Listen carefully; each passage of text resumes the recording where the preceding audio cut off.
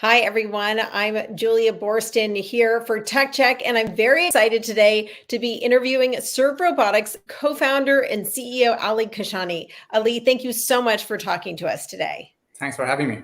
So Serve has some exciting news. Tell us what it is. Yeah, we're very excited to share that we are partnering with Uber so that early next year, Uber Eats customers in Los Angeles can get their deliveries in robots. We've actually been doing deliveries for Postmates customers in LA for 3 years now. In fact, during COVID lockdowns, we served thousands of households with contactless deliveries. But now we are expanding this to users of Uber Eats. And of course, at Serve, our goal is to then take this nationwide. So I have seen your very cute little Serve robots crossing the street, going down the sidewalk. But tell us, what is Serve Robotics? What is your market? How does it work? We are a robotic delivery platform, and our goal is to make local delivery both affordable and sustainable. If you think about how we do deliveries today, there is about 10 to 20 million deliveries that happen in the country every single day just for hot food. I'm not talking about grocery or anything else. And 90% of those actually happen in cars, which basically means we are moving a 2-pound burrito in a 2-ton car. So we are trying to solve this problem. And, there's a lot of implications for this. I think it's going to help with, sustainability objectives of cities. It's going to help with the ability for local merchants to sell their goods to, neighborhoods. So we're very excited about launching this and taking it to scale. So some practical questions as someone who has seen these little robots on the sidewalk. How far can they go? How much can they carry? What are the logistics and the costs? Because these are clearly very sophisticated devices. Right. So, they can go basically on a single charge. They can go all day. They don't need to be recharged. And usually deliveries are within a couple of miles. In fact, half of all deliveries in the country are less than 2.5 miles. Again, in hot food and kind of grocery. They can carry, 50 pounds of goods. Basically, you're not going to have any issues with space as far as convenience goods, shopping for groceries or hot food goes. But so you started off as sort of an incubated project within Postmates, then you were spun off. Now you're working with Uber Eats. What's the sort of the big picture plan here? I mean, you mentioned delivering things other than food, though right now you're focused on food. What's the sort of the next step and then the big picture plan? Absolutely. So we spun out of Uber a few months ago, and the goal is that we can partner with more merchants and more delivery platforms, because we basically realized that if we are inside one of these platforms, we would be limited in terms of who we can serve. And actually, if you go back a few years ago, we were inside Postmates. That's where we were born. We had this really unique perspective on the industry. We really understood well what delivery looks like, what it takes to actually solve this problem with robots on the sidewalk. We spent quite a number of years just focused on the technology. So we built the best robot, the best level of autonomy to solve the problem. Now it's time to scale that. And so now you're focused on food delivery. And you said that the majority of food delivery in the country is within that roughly 2-mile radius, which is where your robots go. Are there other advantages other than just the environmental ones in terms of the cost, in terms of keeping the food hot? What are some of the other advantages of robots versus delivery by people? Absolutely. So, I mean, if you actually think about it, it costs about $2 to get something to your door from China, but it costs about $10 to get something to your door from Chinatown. So 5,000 miles is $2, 5,000 feet is $10. And that doesn't make a lot of sense. It's a problem that has to be solved. On top of that, besides the impact that has on commerce locally, it also is an issue of, the ability to find drivers and people who want to do those jobs. These kind of low-paying jobs are very hard to fill these days. Everybody now knows about the supply chain challenges, about the issues of finding drivers. So the robots are kind of showing up at the right time to help with this.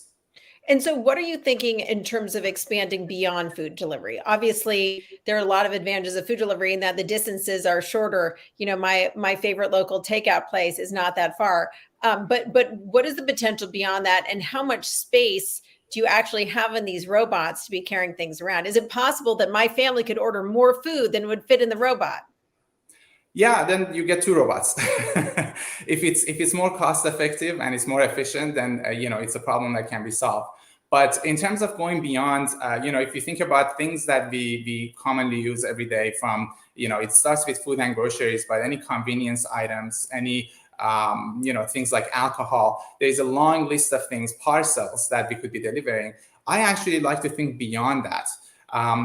Right now, everything moves from merchants or central locations to homes.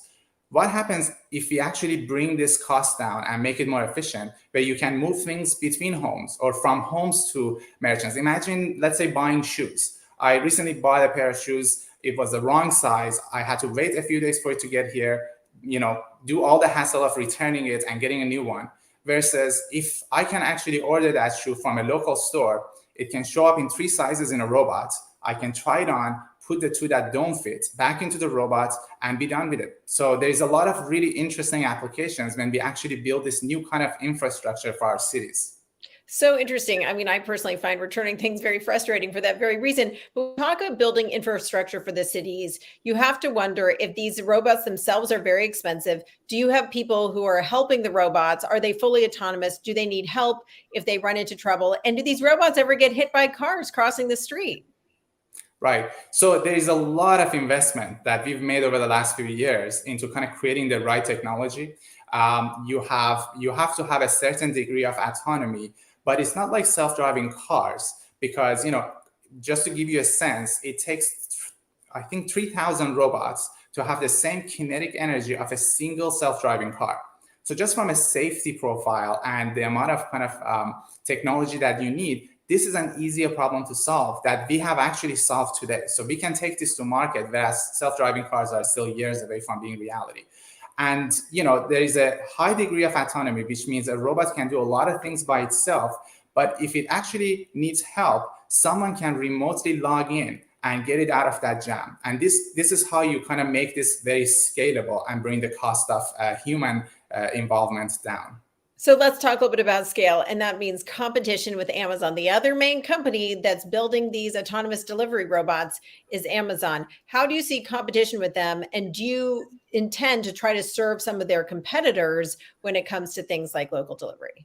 Absolutely. If you're doing something that Amazon is investing in, you're doing something right.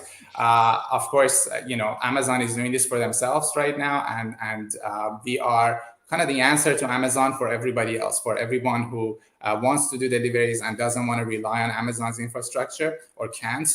We are the answer to that.